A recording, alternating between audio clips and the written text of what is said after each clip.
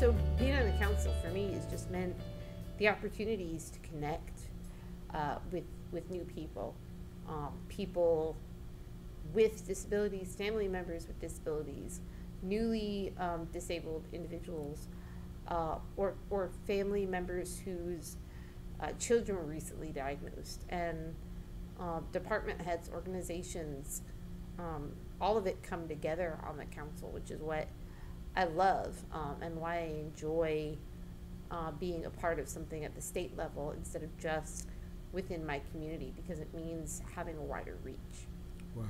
Yeah, and like with me being on the council, it was just, I guess by me being in Partners in Policy Making Institute, that information helped guide me that way. I don't know how I got selected, but I did, and it's been a life learning daily experience with me, because they have the supportive decision making, they have the newsletter, breaking ground. It's just so much information that I try to share with other people that don't even know about it. So how's it for you in Nashville, not only advocating as a person with a disability, but as a person of color as well, that intersectionality? Like, how does that look in Nashville and in Tennessee? Well, for me, sometimes it's kind of difficult because a lot of people of color don't like to talk about their disabilities, whether they have one or not. And a lot of them don't want to pursue a lot of issues that, that I see. If I see something wrong and I bring it to their attention, it's like, oh, no, don't worry about it, I'm okay. Yeah, so not only am I part of the disability community, I'm a woman, and so that brings its own unique perspective, because I'm not woman enough because I'm disabled and can't be that head of household in terms of the home and cleaning and cooking and doing the things that is stereotypically thought of as women's activities. I'm also part of the LGBTQ community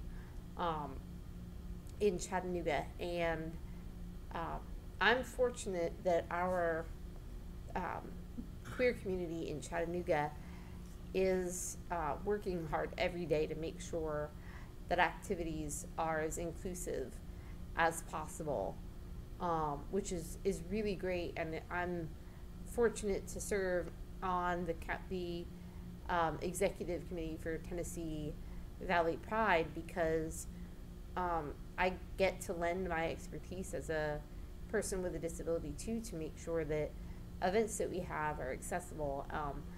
And it was being thought of even before I got there, but to know that and to see that makes me really excited to live in Chattanooga, because even with all of its flaws, and every city has pluses and minuses, Right.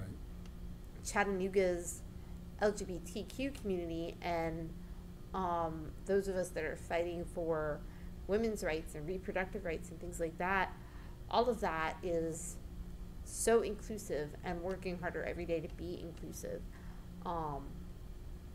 that it's really awesome to see that my input only increases that.